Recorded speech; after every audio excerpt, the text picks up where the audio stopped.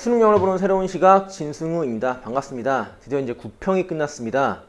자, 6평도 그렇고요. 9평도 그렇고요. 우리가 이제 정상적으로 시험을 좀 치른 게 아니다 보니까 여러분들이 좀 많이 좀 혼란스럽고 그리고 좀 많이 불안한 상황 속에서 시험을 치렀을 거라 생각이 돼요. 그로 인해서 또 본인의 공부가 제대로 지금 잘 가고 있는 건지에 대한 점검이 좀 확실치 않은 상황에서 남은 2개월 반 정도 이제 수능이 남았는데요. 그렇기 때문에 여러분들이 6평을 통해서 반드시 우리가 좀 기억해야 할 점을 선생님이 좀 얘기를 했었고요.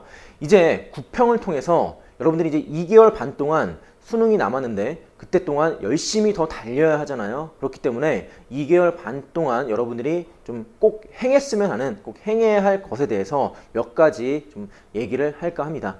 그래서 이제 총평과 향후 대책에 대해서 말씀을 좀 드릴 건데요.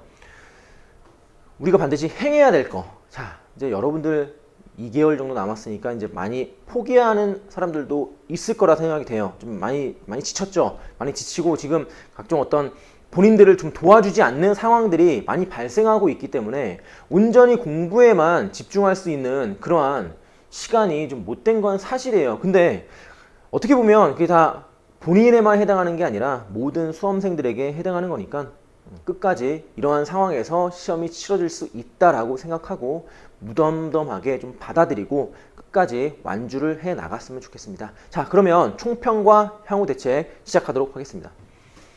총평입니다. 자, 가장 궁금해 했을 것 같은데요. 결코 쉽지 않았다. 자, 이 말은 여러 가지가 내포가 되어 있어요. 결코 쉽지 않았다. 그럼 어려웠다는 거예요? 글쎄요. 어려울 수도 있죠. 자, 근데 제가 정말 수험생 입장에서 느끼고 풀었을 때는 물론 어려운 점이 있어요. 어려운 점이 없으면 시험이 아니니까. 하지만 풀어낼 수 있는 부분은 확실하게 여러분들이 풀어낼 수 있었어야 돼요. 뭐 듣기평가에 뭐 문항 배치가 잘못 바뀌었고 이런 건 중요하지 않아요. 그런 건 중요하지 않습니다. 전체 시험 난이도 자체가 쉽지는 않았지만 여러분들이 해낼 수 있었다는 것을 여기 내포하고 있는 부분이에요. 아셨죠? 자, 이 부분은 되게 중요한 부분이에요. 그냥 언론에서 뭐 작년 수능과 비슷하다, 6평보다 좀 어려웠다, 단순히 이렇게 그냥 던지는 것보다 정말 풀어본 입장에서는 아, 이거 해볼만 한데 근데 좀 어렵네 라는 생각이 들었을 거예요. 그게 정확한 판단일 거예요. 아셨죠? 자, 결코 쉽지 않았다. 이 말은 여러 가지가 내포되어 있는데 본인들이 풀었을 때 느낀 점이 정확한 거예요. 아셨죠? 자, 어쨌든 선생님이 생각하기에는 결코 쉽지 않았고 이 난이도는 수능 때까지 아마 유지가 될 것 같다라는 생각이 듭니다. 자, 주요 유형별 난이도의 점검을 좀 해볼게요. 좀 자세히 해볼게요. 대입학. 정말 탁 까놓고 얘기해서 이거 어려웠습니까? 이거 정말 어렵지 않았거든요. 아마 진짜 어렵다고 느낀 사람한테는 참 좀 어떻게 보면 좀 미안한 말일 수도 있는데 대체로 평이했어요. 평이했다는 것은 답이 딱딱 떨어졌다는 얘기죠. 답이 딱딱 떨어졌다는 얘기는 그만큼 선지에 대한 난이도가 그렇게 어렵지 않았다는 얘기거든요. 물론 23번 같은 경우는 선지에 대한 난이도가 좀 높긴 했지만 글쎄요, 그것도 제대로 된 어떤 추론 근거를 바탕으로 한다면 그렇게 어렵지 않았고요. 전반적인 부분을 봤을 때는 대체로 평이했습니다. 그리고 함축음이 작년 수능도 그렇게 어렵지 않았는데 올해 역시 9평에서도 크게 어렵지 않았던 부분, 그 부분을 꼭 여러분들이 인지를 하셔야 되고요. 쉽다는 얘기가 아닙니다. 대체로 평이했다는 얘기는 여러분들이 온전히 공부를 잘 해낸 학생들은 문제를 푸는데 크게 문제가 없었다라는 걸 내포하고 있는 거예요. 함유추론 비슷했고요. 어법어휘 너무 쉬웠죠. 특히 어법은요 정말 쉬웠어요. 이거는 3점을 준 거는 여러분들 이건 원래 2점을 줘야 돼요. 근데 3점을 준 것은 왜 3점을 줬는지 잘 모르겠는데 어쨌든 2점을 줘도 크게 문제가 없었던 부분처럼 너무나 쉬웠어요. 어휘도 마찬가지고요. 연계가 됐긴 했지만 빈칸추론. 비연계 지문을 제외하고는 연계 지문은 정말로 좀 쉬웠다. 비연계 지문이 어렵고요. 순서 삽입 역시 비연계 지문이 어려웠어요. 자, 이 부분은 전통적으로 좀 어려웠던 부분이기 때문에 이런 부분은 뭐 어렵다고 얘기할 수 있는 점이 아니에요. 자, 여기서 제가 좀 분석을 하는데 좀 초점을 맞춘 부분은 어디냐면 어려워야 할 문제가 어려운 건 당연한 겁니다. 그건 당연한 거예요. 이거를 어렵다고 난이도가 급상승했다고 우리가 전체 난이도가 급상승했다고 보는 건 좀 말이 안 되는 부분이고요. 원래 난이도 배치를 여기다가 하는 거예요. 자, 만약에 전체 시험이 어렵게 느껴지는 부분이면 당연히 이 부분과 어법, 어휘 부분에서 난이도를 끌어올리면 수험생들이 빈칸 추론은 가기 전에 이미 체감 난이도가 급상승됐기 때문에 이미 전체에 대한 어떤 시험에 그런 어떤 부분이 많이 지장이 되거든요. 근데 대입파악도 평이했고요. 어법, 어휘도 평이했기 때문에 어법, 어휘까지 즉 빈칸 추론까지 가는 데 있어서 크게 문제는 없었다. 그리고 31번, 32번도 상당히 난이도가 있지 않았기 때문에 여러분들이 충분히 해결할 수 있었다는 점. 그렇기 때문에 선생님이 전체 총평에서 결코 쉽지 않았다라고 얘기를 한 거예요. 아셨죠? 그쵸? 원래 어려워야 되는 부분은 어려워야 돼요. 이거 어려웠다고 여러분들이 아 난이도 너무 어려운데 이렇게 생각해서는 안 된다는 점이죠. 언제나 어려웠던 부분이에요. 언제나 어려웠던 부분이 어려웠다고 그게 난이도가 높은 건가요? 아니에요. 언제나 어려웠던 부분은 계속 어려울 겁니다. 아셨죠? 자, 9평은요. 앞으로 남은 기간에 대한 공부 방향성을 제시합니다. 이 부분이 정말 중요해요. 여러분들이 지금 시험을 보고 실제 시험을 보고 느꼈던 점을 빠르게 피드백을 해야 돼요. 특히 영어 같은 경우는 뭐 본인이 어휘가 안 좋았는지 정말 쉬운 어휘인데 어휘를 몰랐다든지 뭐 결정적인 어휘를 몰랐다든지 결정적인 구문을 해석이 안 됐다든지 아니면 정말 내용은 아는데 선지에 대한 그런 파악이 제대로 안 됐다든지 그러한 부분 아니면 본인이 연계 공부를 열심히 했는데 연계 체감이 하나도 안 됐다든지 이러한 부분에 대해서 본인이 피드백이 까먹기 전에 여러분들이 시험을 보고 나서 까먹기 전에 빠르게 대응이 돼야 돼요. 그래야 앞으로 내가 어떻게 공부할지에 대한 방향이 잡힙니다. 이거 정말 명심해야 돼요. 지금 시험 보고 하루가 지났는데 일주일 있다 시험지 보고 2주일 있다 시험지 보면 본인이 그때 문제 풀 때 생각했던 그 느낌이 살아나지 않기 때문에 여러분들이 뭐가 부족한지에 대한 객관적인 판단이 흐려져요. 아셨죠? 공부에 대한 방향성을 제시한다는 거. 아직 2개월 반이 남았습니다. 충분히 본인 등급 향상시킬 수 있다는 점 명심하세요. 자, 체감 난이도의 상승. 좀 체감 난이도 상승했죠? 그거에 대해 좀 자세히 분석을 해줄게요. EBS 연계에 대한 체감이 하나도 안 됐어요. 왜? 수특 영어 지문이 하나도 안 나왔어요. 영독은 2개 지문이 나왔고요. 수능 완성 지문이 5개가 나왔죠. 자, 이거 되게 지금 좀 혼란스러운데 역대 EBS 연계를 시작하고 나서 수특 영어 지문이 하나도 안 나온 게 이번 시험이 처음이 아닌가. 이거 도대체 어떻게 설명해야 되는 건지 모르겠어요. 저는 지금 좀 당황스럽습니다. 아, 제가 연계에 대한 그 부분을 확인하는 데 있어서 수특 영어 지문이 하나도 안 나왔어요. 제가 항상 100개 지문씩 선별해서 그걸 변형해서 수업을 하는데 수특 지문에서 하나도 안 나와가지고 진짜 만약에 수특 지문에서 나왔는데 내 책에서 안 나왔을까 엄청 고민했는데 진짜 하나도 안 나왔어요. 영독 지문은 2개 나왔고요. 선생님 책에서 당연히 나왔고요. 수화는 지금 아직 제작 중이기 때문에 이거는 제가 공개를 하지 않았어요. 그래서 아직 뭐 모르겠지만 어쨌든 와서는 5지문이 나왔어요. 자, 이거 도대체 왜 그런 거죠? 이거에 대해서는 제가 총평 끝나고 잠깐 코멘트를 할게요. 끝까지 들으세요. 아셨죠? 이거 우리가 뭘 암시하는지 잘 생각해 봐야 돼요. 어쨌든 우리가 체감 난이도 상승에 있어서 EBS 연계에 대한 그런 체감이 안 된 게 한몫했다라는 거 인정하실 거예요. 자, 2번째, 익숙한 어휘지만 낯선 뜻 사용. 이거는 뭐 6평 때도 얘기했고요. 쉬운 어휘의 다이어. 무조건 수능에 나오고 평가원에서 언급한다고 제가 입이 닳도록 얘기했어요. 이번에는 스타라는 게 나왔는데 여러분들 스타라는 게 동사로 쓰이면 우리가 그 맥락을 좀 파악하면 그 맥락에서 우리가 어느 정도 유출을 할 수 있거든요. 근데 그냥 당황을 한 거예요. 여러분들이 그냥 당황을 해서 아, 이 스타가 동사로 쓰는데 도대체 뭐지? 이게 그냥 주연으로 하다라는 뜻이에요. 근데 그게 맥락에서 사용돼야 되는데 여러분들이 이 단어를 알고 가는 사람은 없을 거다. 평상시에 익숙한 단어의 낯선 뜻, 즉 쉬운 단어의 다이어에 대한 대응이 충분히 된 사람들은 이러한 게 나와도 당황하지 않고 잘 헤쳐나갈 수 있는 반면에 모든 지문을 본인이 외운 단어로 다 처리하려고 하고 그게 안 되면 영어 공부 자체 시작을 하지 않으려고 하는 그런 단어를 완벽하게 외우고 시작하려고 하는 어설픈 완벽주의자들, 이런 게 나오면 대응이 하나도 안 돼요. 왜? 평상시에 그런 어휘를 배제하고 글을 읽는 훈련을 안 했기 때문에, 아니면 그 문맥에서 추론하고 글을 읽는 훈련을 안 했기 때문에 본인들이 아마 힘들었을 거예요. 절대로 그렇게 공부하면 안 돼요. 지금 남은 2개월 반이라도 읽는 연습 많이 하고요. 모르는 어휘 나오면 문맥에서 해결하려고 하고, 그리고 그 흐름을 잘 타서 해결을 할 수 있는 연습을 꼭 하시기 바랍니다. 익숙한 어휘지만 낯선 뜻 사용되는 거, 이거는 뭐 평상시에도 그렇게 나왔던 부분이에요. 세 번째입니다. 비연계 문제의 난이도 급상승. 그쵸?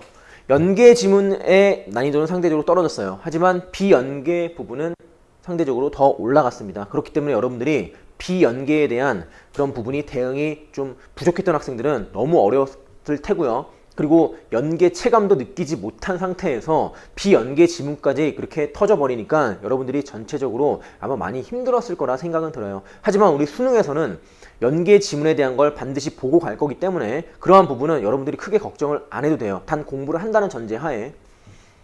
자, 빈칸 34번 정도 어려웠고요. 순서 37번, 삽입 39번. 다 빈칸에서 비연계, 순서에서 비연계, 삽입에서 비연계되는 부분이기 때문에 여러분들이 이러한 부분들은 좀 대응을 좀 해야 된다. 그래서 제가 6평에서 우리가 반드시 기억해야 할 것에 대해서 얘기할 때 비연계에 대한 부분을 연계를 공부하면서 바로 같이 해줘야 된다고 제가 그렇게 강조했던 부분이 바로 이러한 부분 때문에 그렇습니다. 아셨죠? 자, 그리고 지문의 추상성 당연히 증가해요. 이건 당연한 말이에요. 지문이 어려운 건 지문이 추상적이기 때문에 어려운 거예요. 구문의 복잡성, 이건 뭐 당연한 거죠. 구문이 복잡하니까 글을 읽어내기가 힘든 거 아니겠어요? 자, 이러한 부분은 항상 우리가 얘기했던 부분이고 여러분들이 모르지 않아요. 여러분들이 모르지 않습니다. 하지만 연습을 안 하기 때문에 점점 더 힘들어지는 거예요. 아셨죠? 자, 그러면 향후 대책에 대해서 언급을 할게요. 우리가 체감 난이도에 대한 상승에 대해서는 선생님이 지금 얘기한 그 부분에 여러분들이 좀 유심히 좀 봐야 되고, 아, 수능에서도 이렇게 나올 테니까 앞으로 2개월 반 동안 우리가 이렇게 대책을 세워야겠다라는 부분을 얘기한 거고, 이제 그거에 대한 구체적인 향후 대책에 대해서 언급을 해드릴게요. 자, 이 EBS 교재를 어떻게 해야 되는가에 대한 것은 여러분들이 수능이 끝날 때까지도 아마 풀리지 않는 의문이고요. 그리고 이 방법에 대한 건 뭐 EBS 연계 지문이 없어지지 않는 한 영어 선생님들 간의 그런 어떤 의견 차이가 끝까지 분분할 거라 생각되는데요. 연계 교재로 비연계에 대한 접근을 동시에 하는 거, 이게 가장 최상의 방법입니다. 여러분들이 두 마리 토끼를 다 잡을 수 있는 가장 좋은 방법이에요. 그럼 어떻게? EBS 내용만 집착하는 게 아니라 EBS에 대한 구문, 해석, 그 다음에 전반적인 그 단락 전개 방식, 이 지문이 어떻게 흘러가는가, 답이 왜 이렇게 도출이 되는가에 대한 원리, 자, 그거에 대한 전제는요, 반드시 독해에 대한 개념이 탑재가 된 상태에서 들어가야 돼요. 그냥 다 읽고 그냥 읽다가 풀고 읽다가 풀고 읽다가 풀고 이런 거는요, 본인이 못 읽으면 못 풀어요. 아, 선생님 못 읽으면 못 풀죠? 당연히 못 풀죠. 하지만 여러분들 모든 지문을 다 읽을 거라는 기대감은 하지 않는 게 좋습니다. 그거 힘들어요. 모든 지문을 다 읽고 푼다는 거는 제한된 시간 내에 빠르게 푸는 그러한 걸 수능에서 요구하고 있기 때문에 여러분들이 무제한으로 시간을 주는 게 아니잖아요. 전체를 다 읽고 풀어야 된다는 거는, 이 부분 내가 이따가도 얘기하겠지만 전체를 다 읽고 풀어야 되는 거는 한 가지 중요한 사실을 간과하고 있는 거예요. 제한된 시간. 제한된 시간은 어떻게 할 건데요? 그 제한된 시간에 대한 연습을 하지 않으면 수능에서 여러분들이 주어진 시간 내에 절대로 문제 해결 못해요. 비연계에 대한 대비를 하려면 여러 번 읽어야 되고요. 독해에 대한 원천적 실력을 상승시켜야 돼요. 그러지 않으면 수능 가서 또 똑같은 실수를 범하게 됩니다. 정말 안타까운 부분이에요. 이따가 이 부분은 제가 정말 강하게 얘기할 거예요. 이제 마지막 모평, 마지막 시험이고 이제 수능 때까지 더 이상의 시험이 없기 때문에 이 영상을 보는 사람들만이라도 제 말을 꼭 들어주셨으면 좋겠어요. 진짜로. 진심으로 하는 말이에요. 정확한 독해 개념에 따른 학습이 안 돼 있기 때문에 그래요. 이 부분을 해야 돼요. 신속하고 정확하게. 제한된 시간 내에 풀어야 된다는 걸 명심하세요. 2박 3일 주고 푸는 거 아니에요. 네? 도시락 싸들고 와서 밥 먹으면서 보는 시험 아닙니다. 반드시 제한된 시간 내에 해결을 해야 돼요. 어떻게 해야 됩니까? 독해 개념을 가지고 답을 빠르게 도출해내는 방법을 알아야 돼요. 여러분들이 어렵다고 했던 대입학 보나마나 어렵다고 했을 거예요. 그렇죠? 20번, 22번 함유추론 빼고요. 23번, 24번 기본적인 대입학 문제죠. 제가 이 부분이 너무 답답해서 이 부분에 대해서 야, 처음부터 다 읽지 않으면 답이 안 나와 라고 주장하는 사람들, 그런 사람들 꼭 보길 바랍니다. 진짜. 본인들이 답을 내는 부분도 여기서 내잖아요. 본인들이 답을 내는 부분도 여기서 답을 내는데 왜 수험생들한테 끝까지 다 읽으라고 강요를 하는 거예요? 정말 이번 국평을 풀면서 참 답답했던 점이 뭐냐면, 이건 뭐 항상 얘기하는 거지만 답이 나오는 부분은 따로 나와 있어요.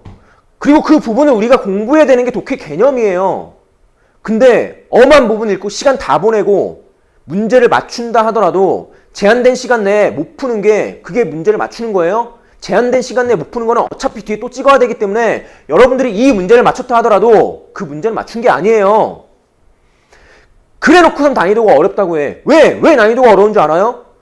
나머지 부분이 어렵기 때문에 그래요. 나머지 부분이, 답이 나오는 부분은 정말로 간결하고 정확하게 나오는데 그 외의 부분이 여러분들의 논리를 흐리는 거예요. 제가 왜 이렇게 열을 내는지 알겠어요. 진짜 답답한 부분이 이 부분이. 진짜 열받는데 지금. 뭐 정말 제가 뭐 이렇게 열을 내는 부분에서 뭐 이해가 안 가는 사람도 있겠지만, 이거 얼마 만에 풀었어요? 저 딱 30초 걸렸습니다. 이거 얼마 만에 풀었어요? 이거 22번 1분 안에 풀어요. 자, 23번 이 구조를 알면 선지가 바로 보여요. 이 구조를 모르기 때문에 그냥 아무런 개념 없이 그냥 읽어대니까 힘든 거예요. 24번 인쇼트 부분 보면 답이 나옵니다. 아닐 거라고요? 가서 보세요 지금. 자, 그러면 인쇼트가 마지막에 있었거든요. 그 많은 지문 다 읽어내려와. 좋죠? 좋습니다. 정확하게 풀 수 있으니까요. 네, 답도 맞출 수 있어요. 하지만 다음 이렇게 많이 남은 문제는 어떻게 할 건데? 그 부분에 대해서 여러분들이 인지를 못하고 있으면 수능장 가서도 또 똑같이 시간 모자르고 뒤에 5문제 찍고, 그리고 이거 맞췄겠다. 이건 맞췄으니까 뭐 맞췄다고 얘기하겠죠. 하지만 어떻게 맞췄죠? 시간을 써야 될 때를 써야 되고 쓰지 말아야 될 때를 쓰지 말아야 되는데, 그러한 구분에 대한, 그러한 훈련에 대한 게 안 돼 있기 때문에 시간이 모자르다고 얘기하는 거예요. 아셨죠? 자, 독해 개념에 대한 확립 정말 중요합니다. 빈칸 추론 31번 볼까요? 빈칸 다음 문장에 대한 부분을 적당히 읽고 그걸 일반화시키면 답이 나와요. 그러한 부분이 훈련이 돼 있는 학생이랑 그냥 아무 생각 없이 읽어가는 사람이랑은 차원이 다르죠. 32번 볼까요? 제가 지시사, 대명사 나오면 이 앞부분 반드시 읽으라고 어마어마하게 얘기했고, 이거는 개념적으로 확립이 되어 있어야 되는 부분인데, 이거 모르고 그냥 처음부터 무작정 읽어 내려가다 해석 안 되고 꼬이고 다시 읽고, 안 되고 꼬이고 다시 읽고, 안 되고 꼬이고 다시 읽고, 그리고 또다시 1년을 준비하는 거예요. 진짜로요. 자, 독해에 대한 개념이 없이 독해 문제를 푼다? 마치 수학 공식을 모르고 수학 문제를 푸는 것과 똑같죠. 그냥 마구잡이로 수학 문제 풀면 수학이 늡니까? 아니죠. 정확한 방법에 따른 문제 풀이가 돼야죠. 자, 이 부분 지금도 늦지 않았어요. 여러분은 독해에 대한 개념을 정확하게 확립하고요. 필요한 부분과 필요하지 않은 부분을 빠르게 나눌 수 있는 그러한 확신이 필요해요. 그리고 그 부분을 똑바로 읽고 답을 도출해내는 방법을 여러분들이 남은 2개월 반 동안 다지고 다지고 다지고 수능장 가서 써먹어야 됩니다. 아셨죠? 그럼 수능 문제는 다르게 나올까요? 정말 이 부분에 대해서는 1시간, 2시간을 얘기해도 모자란 부분인데, 간혹 모 선생님 같은 경우는 제가 그 선생님이 비난한 게 아니에요. 수능 때는 이렇게 안 나온대요. 아니 맨날 나오고 있어요. 구평에도 나왔잖아요. 왜 수능 지문은 다를 거 생각해요? 똑같이 나옵니다. 아셨죠? 자, 더 이상 얘기 안 할게요. 원천적 독해 실력, 독해 개념 확립은 정말 중요합니다. 어법은 이번 너무 쉬웠죠. 기본적인 문장 구조 파악하고요. 그리고 정말 기본적인 어법에 대한 사항들만 여러분들이 잘 숙지를 하면 비연계에 대한 걸로 풀어도 여러분들이 충분히 풀 수 있었을 거예요. 그리고 이번 구평은 역대급으로 쉬웠기 때문에 여러분들이 위치에 대한 개념, 관계 대명사, 관계 부사에 대한 개념만 똑바로 안다면 아무런 문제 없이 해결할 수 있는 부분이었을 것 같아요. 어휘도 마찬가지입니다. 너무 쉬웠어요.